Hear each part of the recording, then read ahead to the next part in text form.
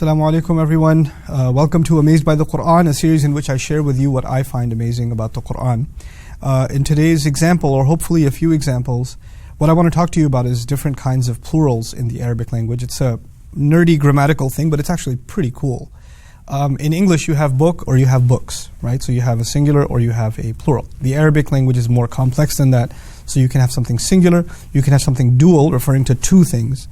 But when it comes to the plural, they actually have different ranks of plurals.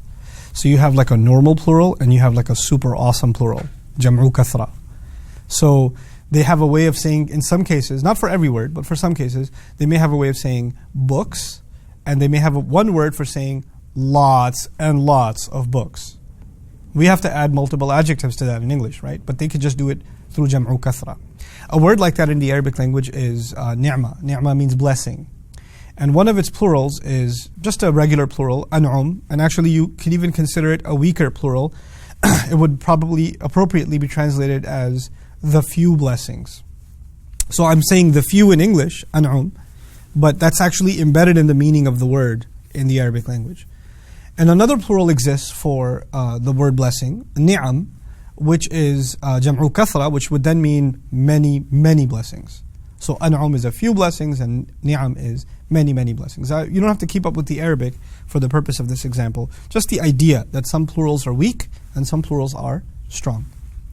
The tragedy again of translation is that when these two words, the plurals occur once each in the Quran, and they're translated as blessings, right? So one time Allah used the weaker and the other time Allah used the stronger, and yet both times the translation says blessings. It actually doesn't distinguish between the stronger plural and the weaker plural, right?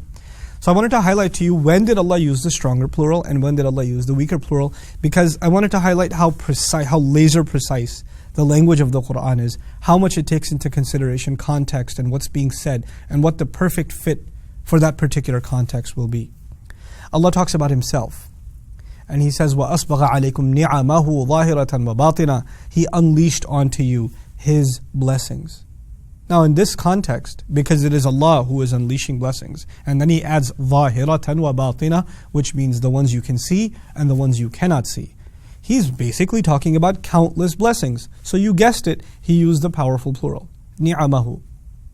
But when He talked about Ibrahim alayhi salam, He said, شَاكِرًا لِأَنْعُمِهِ. Ibrahim alayhi salam used to be grateful for Allah's blessings. But ironically He used an'umihi, the weaker plural, which would actually be translated the few blessings. How could Ibrahim alayhi salam be grateful for a few blessings? He's one of the most grateful human beings that ever lived. As a matter of fact, Islam itself, the religion of gratitude, alhamdulillah, this religion is named after him, millata abikum Ibrahim, the religion of your father Ibrahim. So how is it that Allah is using, He was grateful for a few blessings? Understand this in perspective. Compared to the blessings Allah gives him, compare that with the blessings he's actually able to be grateful for throughout his entire life of gratitude. As grateful as he was with respect to us, in contrast with all the other countless blessings, those still amount to a few. If a human being was grateful their entire life, you can't look back actually from the Quran's perspective and say they were grateful for lots of blessings. You can only say they were only grateful for a few blessings. And actually being able to be grateful for a few blessings is a huge accomplishment in the Quran. It's not actually an insult. It's a compliment. Why? Because Allah Himself says, وَإِن تَعُدُّوا نِعْمَةَ اللَّهِ لَا تُحْصُوهَا. Look at the remarkable statement. He says, if you were to try to fully account for one blessing of Allah, you wouldn't be able to fully encompass it. You cannot fully grasp one blessing. That's what He says to all of humanity. You cannot encompass one blessing. Ibrahim alayhi salam is able to be grateful for a few blessings. This is actually a compliment to Ibrahim alayhi salam. And so the contrast between the more and the few is actually highlighting a very beautiful thing. No human being can ever say in this life, if Ibrahim can't say alayhi salam that he was grateful for so many blessings, no human being will ever be able to say that I'm grateful enough. That's just never going to be the case. Your entire life spent in gratitude will only amount to just a few blessings. And there are so many batina. That's why the word batina is important. There are so many blessings that are hidden from you that you'll never even know were blessings. You won't even know. How can you be grateful for something you don't even know? That's been benefiting you all along. Subhanallah. May Allah Azza wa Jal make us a nation of gratitude, make us a nation of that can be on that legacy of Ibrahim alayhi salam of being grateful, and may Allah Azza wa Jal overlook our ingratitude. Barakallahu li wa lakum. Wassalamu alaikum wa rahmatullahi wa barakatuh.